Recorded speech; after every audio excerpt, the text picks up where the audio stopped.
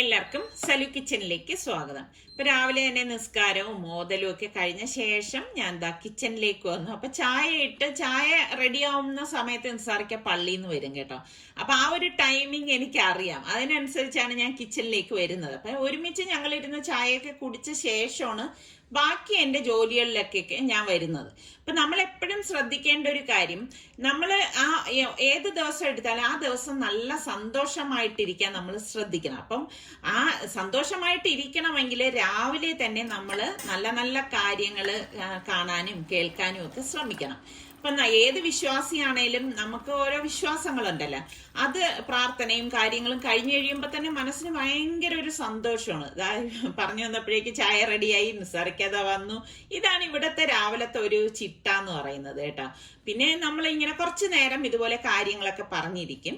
പിന്നെ അത് കഴിഞ്ഞാണ് ഞാൻ എന്താ കിച്ചണിലേക്ക് വരുന്നത്. അപ്പൊ ഞാൻ വിചാരിച്ചു ഇന്നൊരു സിമ്പിൾ ബ്രേക്ക്ഫാസ്റ്റ് തയ്യാറാക്കാമെന്ന്. അപ്പോൾ ചമ്മന്തിക്ക് വേണ്ടിയിട്ടാണ് കേട്ടോ തേങ്ങയും കൊച്ചുള്ളിയും ഒരു ചെറിയ പീസ് ഇഞ്ചിയും പച്ചമുളകും എടുത്തിട്ടുണ്ട്. അപ്പൊ ഇത് വെള്ളച്ചമ്മന്തിയാണ് ഞാൻ ഇന്ന് തയ്യാറാക്കുന്നത്. അപ്പം മുളക് ഇട്ടിട്ടുള്ള ചമ്മന്തി ഉണ്ടല്ലോ, അത് നമ്മുടെ സൽമാനാണ് അത് അത്ര പ്രിയം. ഇവിടെ ഓരോ ടൈപ്പ് ഇതുപോലെയൊക്കെ ഉണ്ടാക്കുമ്പോൾ എനിക്ക് പിള്ളേരെയാണ് ഓർമ്മ വരുന്നത് കേട്ടോ. ഈ ഒരു ചമ്മന്തി നമ്മുടെ സുൽത്താൻ ഭയങ്കര ഇഷ്ടമുള്ളൊരു ചമ്മന്തിയാണ്. അപ്പൊ ഇന്നിപ്പം ഈ ഒരു ചമ്മന്തിയാണ്. അപ്പൊ അത് ഉണ്ടാക്കാൻ എളുപ്പമല്ലേ. അരച്ചു കഴിഞ്ഞാൽ വെളിച്ചെണ്ണ ഒഴിച്ച് കടുക് ഇതുപോലെ ഒന്ന് പൊട്ടിച്ചു കൊടുത്ത ശേഷം 2-3 വറ്റൽ മുളകും കൂടി ഒന്ന് ഇട്ട് കൊടുക്കും. പിന്നെ ഈ ഇതിലേക്ക് കുറച്ച് കറിവേപ്പിലയും കൂടി ഇട്ട ശേഷം നമ്മൾ ഗ്യാസ് ഓഫ് ചെയ്തിട്ടാണ് ഞാൻ ഈ അരപ്പ് ഒഴിച്ചു കൊടുക്കുന്നത് കേട്ടോ. കാരണം ഇത് തിളയ്ക്കാൻ പാടില്ല. തിളച്ചു കഴിഞ്ഞാൽ ഈ ചമ്മന്തിയുടെ ടെക്സ്ചറൊക്കെ മാറിപ്പോവും. എന്നിട്ട് പാകത്തിനുള്ള വെള്ളം ഒഴിച്ച് നല്ലതുപോലെ ഒന്ന് ഇളക്കി കൊടുക്കും. ഇളക്കി കൊടുത്തിട്ട് പിന്നെ ഞാൻ ഗ്യാസ് ഓൺ ചെയ്തിട്ട് ഇളക്കിയിട്ട്, അതായത് ഒന്ന് ചൂടാവത്തേ ഉള്ളൂ കേട്ടോ, അല്ലാതെ തിളക്കില്ല. പിന്നെ ഗ്യാസ് ഓഫ് ചെയ്ത് മാറ്റി വെക്കണേണ്. അപ്പൊ ഞാൻ തലേ ദിവസം തന്നെ ഇഡ്ഡലിക്ക് വേണ്ടിയിട്ട് അരച്ച് വെച്ചിട്ടുണ്ടായിരുന്നു കേട്ടോ. അപ്പൊ ഞാൻ ഇതിൽ നിന്നിപ്പം ദോശ ഉണ്ടാക്കാനാണ് ഞാൻ മാറ്റുന്നത്. അപ്പൊ ഇന്നിപ്പം ഇഡ്ഡലി ഉണ്ടാക്കേണ്ട ദോശ ഉണ്ടാക്കാന്ന് വിചാരിച്ച് ഇങ്ങനെയാണ് ഞാൻ ചെയ്യുന്നത് കേട്ടോ. അപ്പോ ഇനിയിപ്പം ബാക്കി മാവ് ഞാൻ അങ്ങ് ഫ്രിഡ്ജിൽ വെക്കാണ് ചെയ്യണത്. മാവ് പൊങ്ങിക്കഴിഞ്ഞാൽ പിന്നെ ഞാൻ പുറത്ത് വെക്കത്തില്ല കേട്ടോ. ഞാൻ എപ്പോഴും അരയ്ക്കുമ്പോൾ ഞാൻ പറയില്ലേ പാകത്തിനുള്ള ഉപ്പൊക്കെ ഇട്ടിട്ടാണ് അരച്ചെടുക്കുന്നത്. അപ്പം വെള്ളം ഒഴിച്ച് ഈ മാവൊന്ന് ലൂസാക്കി എടുക്കത്തേ ഉള്ളൂ. നാളെ ഇവിടെ ആറ്റുകാൽ പൊങ്കാലാണ്. അപ്പൊ അതുകൊണ്ട് തന്നെ ക്ഷേത്രത്തിലെ പാട്ടും ഒക്കെയാണ് ഈ ബാക്ക്ഗ്രൗണ്ടിൽ കേൾക്കുന്നത് കേട്ടോ. അപ്പൊ ഞാൻ ദോശ ഇതുപോലെ പരത്തിയിട്ട് കുറച്ച് നെയ്യ് ഇതുപോലെ ഒന്ന് ബ്രഷ് ചെയ്ത് കൊടുക്കും കേട്ടോ. ഗീ റോസ്റ്റ് എന്ന് പറയുമ്പോൾ അതൊരു പ്രത്യേക ടേസ്റ്റും പ്രത്യേക മണം തന്നെയാണ് കേട്ടോ. നിങ്ങൾ എത്ര പേർക്ക് ഗീ റോസ്റ്റ് ഇഷ്ടമുള്ളവരുണ്ട്, മസാല ദോശ ഇഷ്ടമുള്ളവരുണ്ട്. ഇന്നിപ്പോ ഞാൻ ഗീ റോസ്റ്റ് ആണ് ഉണ്ടാക്കുന്നത്. അപ്പൊ ദോശയൊക്കെ റെഡിയാക്കുമ്പോഴേക്ക് ഞാനിങ്ങനെ പെട്ടെന്ന് എല്ലാം റെഡിയാക്കി വെച്ചിട്ട് ചൂടോടുകൂടി എല്ലാവരും ഒരുമിച്ചിരുന്ന് കഴിക്കാൻ വേണ്ടിയിട്ടാണ് ഇങ്ങനെ ഒരുമിച്ച് എടുക്കുന്നത് കേട്ടോ. അല്ലാതെ എനിക്ക് ഇങ്ങനെ ഈ എല്ലാവരും ഉള്ളപ്പോഴേക്ക് ഒരാളിന് വേണ്ടിയിട്ട് ഒരു നേരം ഉണ്ടാക്കുക, പിന്നെ അടുത്ത ആൾ വരുമ്പോഴേക്ക് അടുത്ത കുക്കിംഗ്, അങ്ങനെ ഞാൻ ചെയ്യാറില്ല കേട്ടോ. ഒരുമിച്ച് എല്ലാവർക്കും ഉണ്ടാക്കി വെക്കും. എല്ലാവരും ഒരുമിച്ചുള്ളപ്പോൾ ഒരുമിച്ചിരുന്ന് കഴിക്കും. ഇന്നിപ്പോ പിള്ളേർക്ക് അവര് നൂഡിൽസ് ഉണ്ടാക്കി കഴിച്ചതുകൊണ്ട് അവർക്ക് വേണ്ടാന്ന് പറഞ്ഞു. ഞാൻ പാത്രങ്ങളൊക്കെ ഒന്ന് കഴുകിയെടുക്കാണ്. നമ്മൾ മടി പിടിച്ചിരിക്കാതെ അപ്പോഴപ്പോഴുള്ള ജോലികൾ അതങ്ങ് തീർത്തു പോവാണെങ്കിൽ നമുക്ക് അധിക ജോലി ഭാരമൊന്നും ഉണ്ടാവത്തില്ല കേട്ടോ. അല്ലാതെ നമ്മൾ ഇതെല്ലാം കൊണ്ടുവന്ന് സിങ്കിന്റെ അകത്തിട്ടിട്ട് കുറച്ച് കഴിയട്ടെ, അത് പിന്നെ കഴുകാം എന്നൊക്കെ മടി പിടിച്ചിരിക്കുമ്പോഴാണ് പ്രശ്നമാണത്. പിന്നെ അതൊരു ഭയങ്കര ഒരു ജോലി ബാധ്യതയായിട്ട് നമുക്ക് മാറും. അപ്പൊ നമ്മളെപ്പോഴും മനസ്സ് സന്തോഷമായിട്ടിരിക്കണം. ഇപ്പൊ നമ്മുടെ മനസ്സ് സന്തോഷം, അതായത് നമ്മൾ സന്തോഷമായിട്ടിരുന്നാൽ മാത്രമേ അത് നമ്മളുടെ ചുറ്റുപാടുകളെയും ബാധിക്കുന്ന ഒരു സംഭവം തന്നെയാണ്. അപ്പൊ അതുകൊണ്ടാണ് ഞാൻ പറഞ്ഞത് രാവിലെ എപ്പോഴും നമ്മൾ എക്സാമ്പിൾ പറഞ്ഞാൽ രാവിലെ തന്നെ നമ്മൾ മൊബൈൽ ഫോണ് കയ്യിൽ എഴുന്നേറ്റോടെ എടുക്കുകയേ ചെയ്യരുത്. അങ്ങനെ എടുത്തു കഴിഞ്ഞുള്ള പ്രശ്നം, നമ്മൾ ചിലപ്പോൾ അതിൽ നല്ലതും നമ്മളെ വിഷമിപ്പിക്കുന്നതും ചീത്തയായിട്ടുള്ള ഒരുപാട് കാര്യങ്ങൾ കാണും. അത് പിന്നെ അന്നത്തെ ദിവസം നമ്മൾ അത് അലട്ടിക്കൊണ്ടിരിക്കും. അപ്പൊ ഇതിനിടയിൽ ഞാൻ വലിയ ടൈഗർ പ്രോൺസ് ആണെന്ന് തോന്നുന്നു ഇതിന്റെ പേര് പറയുന്നത്. കുറച്ചുകൂടി വലുതിനാണ് ടൈഗർ പ്രോൺസ് എന്ന് പറയുന്നത്. പക്ഷെ നമ്മുടെ നാട്ടിലൊക്കെ കിട്ടുമ്പോൾ ഇതിനും ടൈഗർ പ്രോൺസ് എന്ന് തന്നെയാണ് പറയണത് കേട്ടോ. അപ്പൊ ഇതിന്റെ തോല് ഞാനൊന്ന് പൊളിച്ചെടുക്കുകയാണ്. നല്ല കട്ടിയുള്ള ഷെല്ലാണ് കേട്ടോ ഇതിൻ്റെത്. പിന്നെ ഞാൻ വിചാരിച്ചു ഇതിന്റെ വാലും ഒരു തലയുടെ ഭാഗം അങ്ങനെ വെച്ചിട്ട് എന്തെങ്കിലും ചെയ്യാമെന്ന് കരുതിയിട്ടാണ് ഞാനിപ്പോൾ ഇതൊന്ന് ക്ലീൻ ചെയ്തെടുക്കണത്. അത്യാവശ്യം കാണുന്നത് പോലെ അല്ല കേട്ടോ, ഷെല്ലിന് നല്ല കട്ടിയുണ്ട്. കാരണം സിസർ ഇട്ടിട്ട് ഞാൻ ഇങ്ങനെ പിടിച്ചിട്ട് പോലും അത് കട്ട് ചെയ്തെടുക്കാൻ കുറച്ച് ബുദ്ധിമുട്ടായിട്ടാണ് എനിക്ക് തോന്നുന്നത്. അപ്പൊ എപ്പോഴും നമ്മൾ പ്രോൺസ് ഒക്കെ എടുക്കുമ്പോഴേക്ക് ഇതിന്റെ ഈ ബാക്കിൽ നമ്മൾ ഇങ്ങനെ ഒന്ന് വരഞ്ഞു കൊടുക്കുമ്പോഴേക്കും നൂല് പോലെയുള്ള ഒരു അഴുക്കുണ്ടാവും, ഒരു കറുത്തിട്ട് ഒക്കെ കാണും. അപ്പൊ അതിനെ നമ്മൾ നീക്കം ചെയ്യണം. അല്ലെങ്കിൽ എന്തെന്ന് വെച്ചാൽ അത് അതിന്റെ അഴുക്കാണ്. അതുപോലെ തലയുടെ ആ ഭാഗത്തും അതിന്റെ അഴുക്കുണ്ടാവും. അതൊക്കെ നല്ലതുപോലെ നമ്മളൊന്ന് ക്ലീൻ ചെയ്ത് കഴുകി തന്നെ എടുക്കണം. അല്ലെങ്കിൽ നമുക്ക് കഴിക്കുമ്പോൾ കുട്ടികൾക്കാണെങ്കിലും നമുക്കൊക്കെ ആണെങ്കിലും വയറുവേദനയൊക്കെ വരാൻ സാധ്യത കൂടുതലാണ്. അപ്പൊ അതൊക്കെ നമ്മൾ ഈ പ്രോൺസ് ഒക്കെ എടുക്കുമ്പോൾ പ്രത്യേകം ശ്രദ്ധിക്കേണ്ട കാര്യമാണ്. അപ്പൊ അത് നന്നായിട്ടൊന്ന് കഴുകി എടുത്തുകൊണ്ട് വന്നിട്ടുണ്ട്. അപ്പൊ അതിലേക്ക് ഇഞ്ചി വെളുത്തുള്ളി പേസ്റ്റും പിന്നെ കുരുമുളക് തരിതരിപ്പായിട്ട് പൊടിച്ചെടുക്കണേ. ഞാൻ ഇവിടെ ഒന്ന് ക്രഷ് ചെയ്തിട്ട് കൊടുക്കാണ്. അപ്പൊ നമ്മൾ പൊടി ചേർക്കുന്നതിൽ നിന്നും തരിതരിപ്പ് ചേർക്കുന്നതാണ് ടേസ്റ്റ് കേട്ടോ. പിന്നെ കുറച്ച് മഞ്ഞപ്പൊടിയും ഗരം മസാല പൊടിയും പിന്നെ കാശ്മീരി ചില്ലി പൗഡർ, അതാണ് ഞാനിവിടെ എല്ലാത്തിനും ഉപയോഗിക്കുന്നത്. പാകത്തിനുള്ള ഉപ്പും കൂടി ഇട്ടിട്ട് നമുക്ക് കുറച്ച് പകുതി നാരങ്ങയുടെ നീര് ഞാൻ ഇതിലേക്ക് പിഴിഞ്ഞൊന്ന് ഒഴിച്ചു കൊടുക്കാണ്. എന്നിട്ട് ഇനി ഈ മസാല നമുക്ക് ഇതിലേക്കൊന്ന് തേച്ച് പിടിപ്പിച്ചു കൊടുക്കാം. അപ്പൊ ഇത്രയേ ഉള്ളൂ കേട്ടോ പ്രോൺസ്. വലുതായതുകൊണ്ട് ഇപ്പൊ ഇത് സത്യം പറഞ്ഞ ഒരെണ്ണം മതിയാ ഒരാളിന് കഴിക്കാനായിട്ട്. അപ്പൊ മസാലയൊക്കെ ഞാൻ നല്ലതുപോലെ തേച്ചെടുത്ത് വെച്ചിട്ടുണ്ട്. പിന്നെ ഞാൻ അമരയ്ക്കാണ് അടുത്തെടുക്കുന്നത്.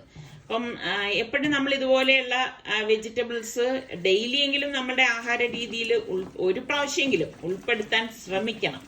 അപ്പൊ ഞാൻ അമരയ്ക്ക, അതായത് ഫൈബർ ഉള്ളതാണ് നമ്മൾ കൂടുതൽ കഴിക്കേണ്ടത്. അപ്പൊ അത് നന്നായിട്ടൊന്ന് കഴുകിയെടുക്കണം. അപ്പൊ ഞാൻ ഇതെല്ലാം കഴുകി നല്ലതുപോലെ എടുക്കുകയാണ്. എടുത്തിട്ട് ഞാൻ ഇങ്ങനെ അടുക്കി പറക്കി എടുക്കുകയാണ് കേട്ടോ. അതിനൊരു കാര്യം എന്താ പറയുക, ഞാൻ ഈ അടുത്തൊരു വീഡിയോ കണ്ടിട്ടുണ്ടായിരുന്നേ. അതില് ഇതുപോലെ റബ്ബർ ബാൻഡ് ഇട്ട് വെച്ച ശേഷം അടുക്കി ഇതുപോലെ റബ്ബർ ബാൻഡ് ഇടും. റബ്ബർ ബാൻഡ് ഇട്ട് വെച്ച ശേഷം ഇത് കട്ട് ചെയ്ത് അരിഞ്ഞെടുക്കുന്നതാണ് കാണുന്നത്. കട്ട് ചെയ്തെന്ന് വെച്ചാൽ അതിന്റെ തലയും വാലും ഒക്കെ കട്ട് ചെയ്ത് കളയും. കട്ട് ചെയ്തിട്ട് നമ്മൾ തോരൻ അരിയത്തില്ലേ, അതുപോലെ അരിഞ്ഞെടുക്കണത് ഞാനിങ്ങനെ കണ്ടു കേട്ടോ. അപ്പൊ നല്ലത് കാണുമ്പോൾ നമ്മൾ എപ്പോഴും അഡോപ്റ്റ് ചെയ്യുന്നതിൽ ഒരു വിഷമവും തോന്നേണ്ട കാര്യമില്ല. അപ്പൊ ഞാൻ അതുപോലെ ഒന്ന് കട്ട് ചെയ്ത് നോക്കാണ്. ഇതിപ്പോ ഞാൻ ആ ഒരു രീതിയിൽ ഫസ്റ്റ് ടൈം കട്ട് ചെയ്യാണ് കേട്ടോ.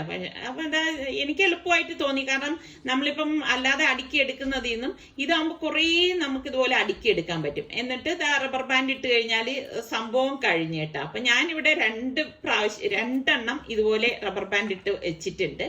എന്നിട്ട് ഇതുപോലെ റബ്ബർ ബാൻഡ് അങ്ങ് നീക്കി കൊടുത്താൽ മതി കേട്ടാ, നമുക്ക് അരിഞ്ഞെടുക്കാം. പിന്നെ ഇതൊക്കെ ഓരോരുത്തരുടെ സൗകര്യങ്ങളാണ് കേട്ടാ. ചിലർക്ക് ചിലപ്പം ഇത് ശരിയാവണം എന്നുണ്ടാവത്തില്ല. പക്ഷെ വളരെ നൈസായിട്ട് വളരെ കനം കുറഞ്ഞ് നമുക്ക് ഇങ്ങനെ ആവുമ്പോൾ അരിഞ്ഞെടുക്കാൻ സാധിക്കും. അപ്പൊ എനിക്കിത് ഭയങ്കര യൂസ്ഫുൾ ആയിട്ട് തോന്നി. അപ്പം നിങ്ങൾക്കും ഇഷ്ടമാവുമെന്ന് തോന്നുന്നു. നിങ്ങൾ എന്തായാലും ട്രൈ ചെയ്ത് നോക്ക് കേട്ടാ, നിങ്ങൾക്ക് ഇഷ്ടമാവും. അപ്പൊ ഞാൻ അരിഞ്ഞതിന് ഒന്ന് മാറ്റി കൊടുക്കാണ്. അപ്പോൾ ഈ വെജിറ്റബിൾ എല്ലാ അമരക്കയും ഞാൻ അരിഞ്ഞെടുത്തിട്ടുണ്ട്. അപ്പൊ അമരക്കാന്ന് തന്നെയല്ലേ നിങ്ങളൊക്കെ പറയുന്ന അമരക്കാന്ന് തന്നെയല്ലേ? ഇനി വേറെ എന്തെങ്കിലും പേരുണ്ടോ ഇതിന്? കാരണം ഞാൻ ഇതിനു മുൻപ് എന്തോ പറഞ്ഞപ്പോൾ ആരും എൻ്റെ അടുത്ത് ചോദിച്ചു, അമ്മ അമരക്കാന്ന് പറഞ്ഞിട്ട് മനസ്സിലായില്ല എന്ന്. അപ്പൊ ഞാൻ പാനിലേക്ക് വെളിച്ചെണ്ണ ഒഴിച്ച് കടുകും ചെറിയ ജീരകവും കറിവേപ്പിലയും ഇട്ട ശേഷം നമ്മൾ ഈ അരിഞ്ഞിരിക്കുന്ന അമരക്ക ഉണ്ടല്ലോ അത് ഇതിലേക്ക് ഇട്ട് കൊടുക്കാണ്. ഇട്ട് കൊടുത്തിട്ട് പാകത്തിനുള്ള ഉപ്പ് ഇട്ട ശേഷം നമുക്കിതൊന്ന് ഇളക്കി കൊടുക്കാം. ഞാൻ ഇന്നലെ ഷോർട്ടിൽ അവിയൽ ഇട്ടിട്ടുണ്ടായിരുന്നു കേട്ടോ. അതിലാണ് എൻ്റെ അടുത്ത് ചോദിച്ചത് അമരയ്ക്ക് എന്താണെന്ന്. ഞാൻ അതിൽ കാണിച്ചിട്ടാണ് ഇട്ടത്. അപ്പൊ അത് അവിടെ റെഡിയാവുന്ന നേരം കൊണ്ട് ഞാൻ ക്യാരറ്റും കുക്കുംബറും സവള എടുത്തിട്ടുണ്ട്. അപ്പം അത്യാവശ്യം വട്ടത്തിലാണ് ഞാൻ ഇന്ന് ഇത് കട്ട് ചെയ്തെടുക്കുന്നത് കേട്ടോ, സാലഡിന് വേണ്ടിയിട്ട്. അപ്പൊ നമ്മള് ഡെയിലി നമ്മളുടെ ആഹാര രീതിയിൽ ഒരു പ്രാവശ്യം, അതായത് ഉച്ചയ്ക്ക് മതി, ഉച്ചയ്ക്ക് അല്ലെങ്കിൽ ഒരു 10 മണിക്കോ അവലും നമ്മൾ സാലഡ് കഴിക്കാൻ പ്രത്യേകം ശ്രദ്ധിക്കണം. അതുമൊക്കെ നമുക്ക് നല്ല ഗുണം ചെയ്യുന്ന സംഭവങ്ങളാണ് കേട്ടോ. അപ്പൊ ഞാൻ സാലഡിന് വേണ്ടിയിട്ട് എല്ലാം കട്ട് ചെയ്ത് എടുത്തിട്ടുണ്ട്. അപ്പൊ പല രീതിയിലുള്ള സാലഡ് ഞാൻ തയ്യാറാക്കിയിട്ടുണ്ട്.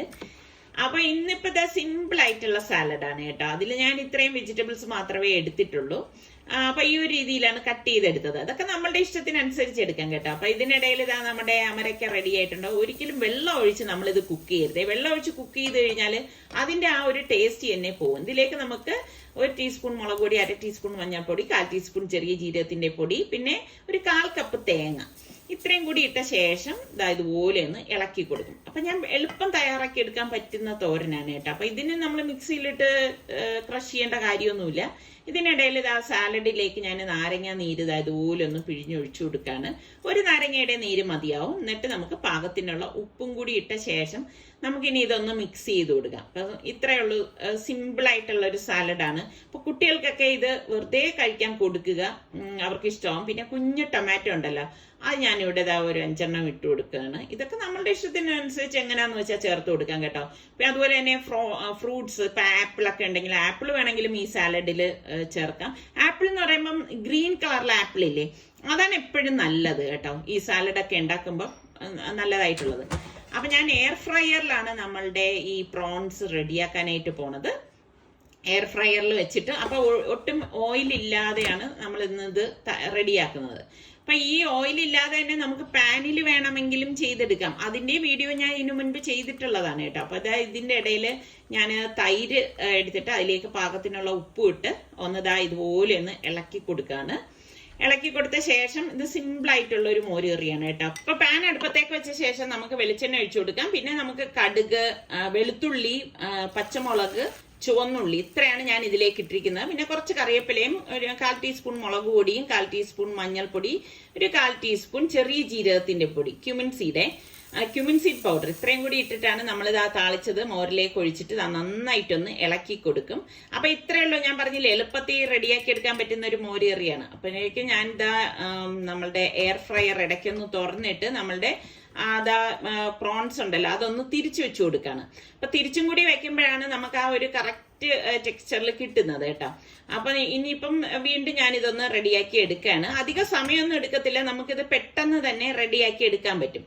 അപ്പൊ നമ്മളുടെ പ്രോൺസ് എയർ ഫ്രയറിൽ റെഡി ആയിട്ടുണ്ട്. അപ്പൊ ഇനിയിപ്പോ നമ്മൾ ചൂടോടുകൂടി തന്നെ കഴിക്കുകയാണ്. ഹെൽത്തി ആയിട്ടുള്ള ഒരു ലഞ്ചാണ് കേട്ടോ. കാരണം കറികളുണ്ടോന്ന് ചോദിച്ചാൽ ഒരു 3-4 കറികളുണ്ട്. പക്ഷെ എല്ലാം കണ്ടോ, വളരെ സിമ്പിൾ ആയിട്ടുള്ള ഐറ്റംസ് ആണ് ഇന്നിപ്പോ ഉണ്ടാക്കിയിരിക്കുന്നത്. എല്ലാവർക്കും പെട്ടെന്ന് ഉണ്ടാക്കിയെടുക്കാൻ പറ്റുന്ന ഐറ്റംസ് ഒക്കെ തന്നെയാണ്. അപ്പൊ ഇതിൽ നിങ്ങൾക്ക് ഏത് വിഭവമാണ് നിങ്ങൾക്ക് ഏറ്റവും ഇഷ്ടമുള്ളത് എന്നുകൂടി ഒന്ന് പറയുക കേട്ടാ. ഇപ്പം ഇതൊക്കെ നമ്മൾ ഒന്നാമത് എയർ ഫ്രയറിൽ വെച്ചൊക്കെ അപ്പോഴും തന്നെ കഴിക്കുമ്പോഴാണ് അതിൻ്റെ ഒരു ടേസ്റ്റ് കിട്ടുന്നത്. പിന്നെ വൈകുന്നേരം ആയപ്പോഴേക്കും റിസ്വൻ കുറേ ദിവസം കൊണ്ട് എൻ്റെ അടുത്ത് പോപ്കോൺ വേണം എന്ന് പറഞ്ഞുകൊണ്ടിരിക്കുകയാണ് കേട്ടാ. അപ്പം ഞാൻ പിന്നെ ഉണ്ടാക്കിത്തരാം എന്നൊക്കെ പറഞ്ഞു. അപ്പോൾ ഓയിലും ബട്ടറും കൂടി ഇട്ടിട്ടാണ് നമ്മൾ ഈ പോപ്കോൺ ഉണ്ടാക്കുന്നത്. അത് വളരെ സിമ്പിളാണ് കേട്ടോ, നമുക്ക് ഇതുപോലെ വാങ്ങിക്കാനായിട്ട് കിട്ടും. അപ്പോൾ അത് ഇതിലേക്ക് ഇട്ടിട്ട് പെട്ടെന്ന് തന്നെ മൂടി വെച്ച് കൊടുക്കണം. അതാണ് പിന്നെ പൊട്ടി നമ്മുടെ പോപ്കോൺ ആവണത്. അപ്പൊ ഇതൊക്കെ തന്നെയാണ് നമ്മളുടെ ഇന്നത്തെ വിശേഷങ്ങൾ എന്ന് പറയുന്നത്. അപ്പൊ നാളെ ബറാത്ത് നോമ്പും കൂടിയാണ്. അപ്പൊ എനിക്ക് കുറച്ച് സാധനങ്ങളൊക്കെ വാങ്ങിക്കാനുണ്ടായിരുന്നു, കാരണം ഇടയത്താഴത്തിന് കഴിക്കാനൊക്കെ ഉള്ള ഉണ്ടാക്കാൻ വേണ്ടിയിട്ട്. അപ്പൊ ഇവിടെ ഇനിയിപ്പോ പുറത്തിറങ്ങാൻ പറ്റുമോന്ന് അറിയത്തില്ല, കാരണം നാളെ ഇവിടെ ആറ്റുകാൽ പൊങ്കാലയാണ്. നമ്മുടെ തലസ്ഥാന നഗരിയിൽ ആറ്റുകാൽ പൊങ്കാല എന്ന് പറയുമ്പോൾ തന്നെ ഭയങ്കര തിരക്കാണ്. അപ്പൊ ഇതൊക്കെ തന്നെയാണ് നമ്മളുടെ ഇന്നത്തെ വിശേഷങ്ങൾ എന്ന് പറയുന്നത്.